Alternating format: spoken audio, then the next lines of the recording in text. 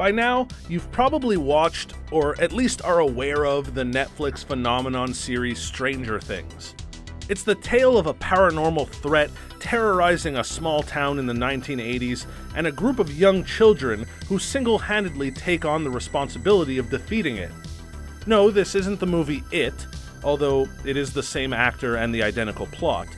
But there's a big difference between a psycho clown and a demogorgon.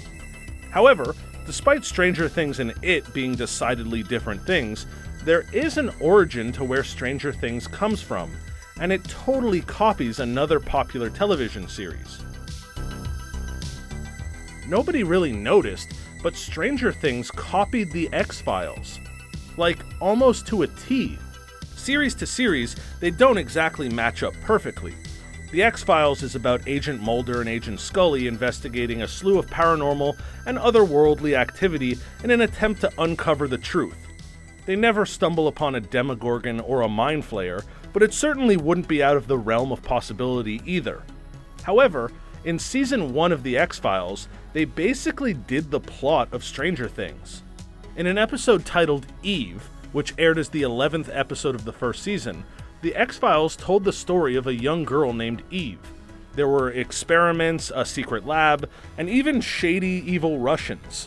The episode revolved around children who were being secretly cloned and experimented on in order to turn them into super soldiers to fight the Russians during the Cold War. Each kid was given a number to indicate who they are and which test they were a part of. Much like 11 in Stranger Things, the last surviving child experiments in the X-Files episode were named Eve 9 and Eve 10.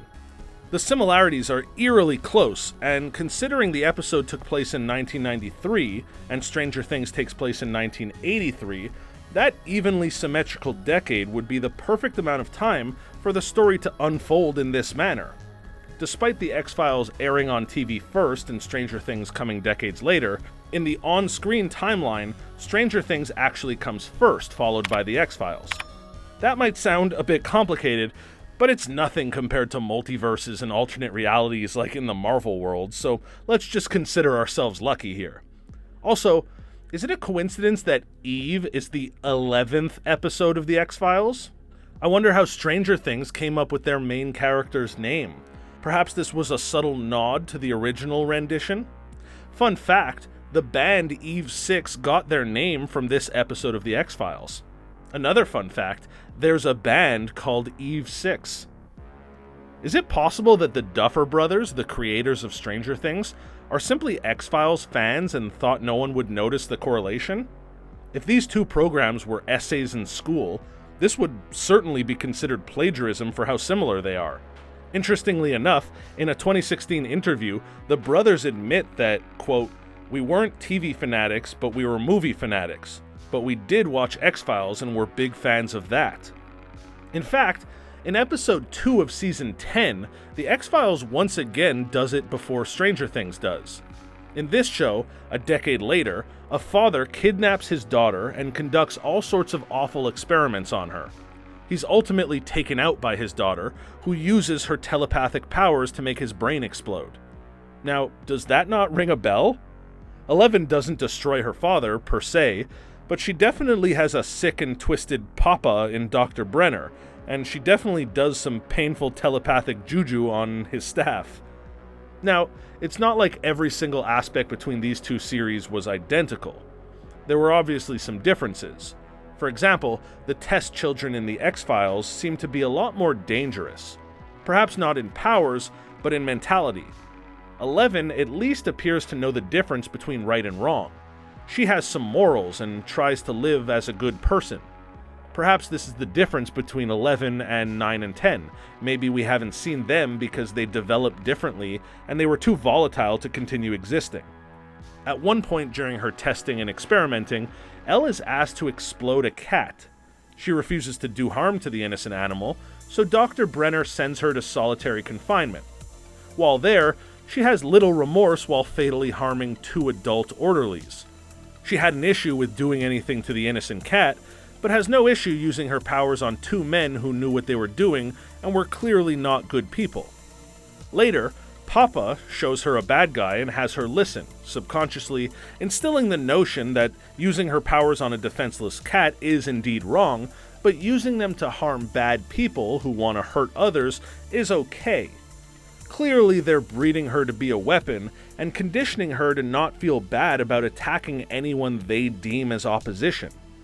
The same could actually be said for Eve from the X-Files, who was being bred as a weapon to use against the Russians in the Civil War.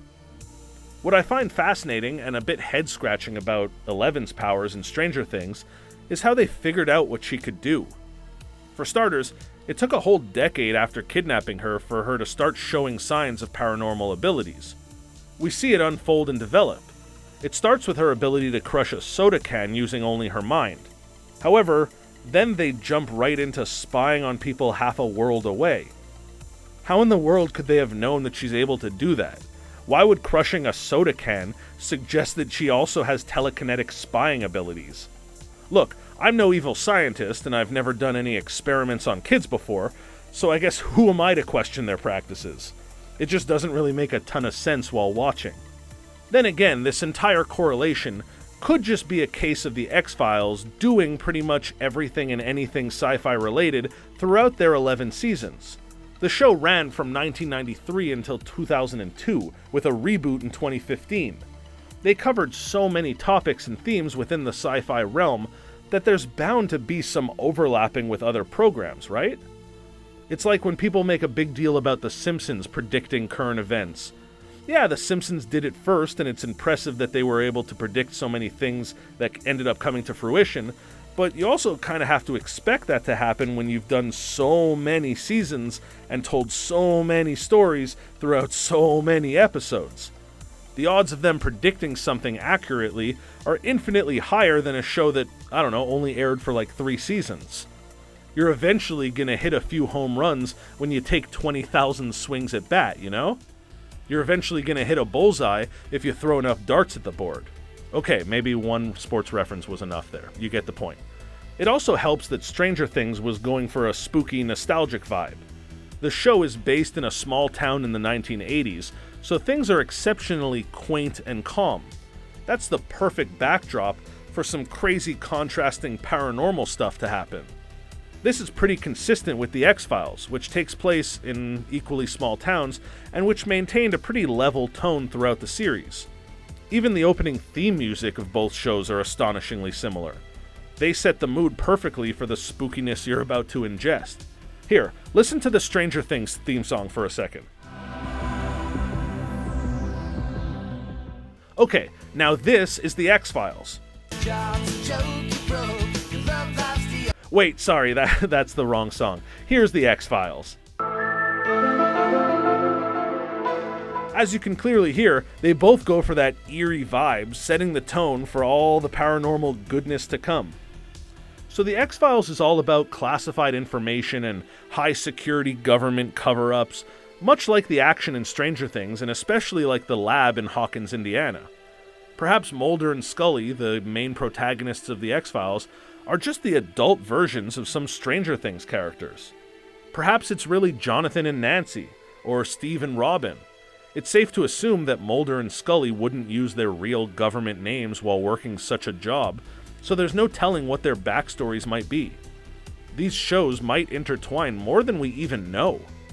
In fact, upon closer inspection, I think the duo that most similarly matches up with Mulder and Scully is actually Joyce and Hopper. While they probably aren't the same people, their dynamics are quite comparable. Not only do they care about uncovering the truth and saving the day, but their relationships with one another is always in a state of flux. There's always a question mark with those pairs, without any real conclusion ever coming to satisfy the audience. It's like if Jim kept flirting with Pam for 9 seasons and they never actually got together. Ugh, it's like, just kiss already. So while they may not be an identical match, it's easy to see the similarities between Stranger Things and the X-Files, and how Stranger Things easily could have borrowed some ideas, or at least been inspired by some previous X-Files episodes. The one about Eve, and the other test subjects in specific, is just too close to be a coincidence, don't you think? Or is this just a case of there being so much content that we're at a point where everything's been done and we're inevitably gonna start seeing some repeat stories on television and in movies? What do you think? What are your thoughts? Did Stranger Things copy the X-Files, or is this just a coincidence that we're reading way too far into? Let us know your thoughts by leaving a comment in the section down below. We love to hear from you, so don't be shy. We also may even use your comment in a future video, so be sure to be on the lookout for your name. Before you go, make sure to hit that thumbs up button right below this video, and don't forget to subscribe to Screen Rant to stay up to date on all of our latest and greatest releases. Until next time, bye!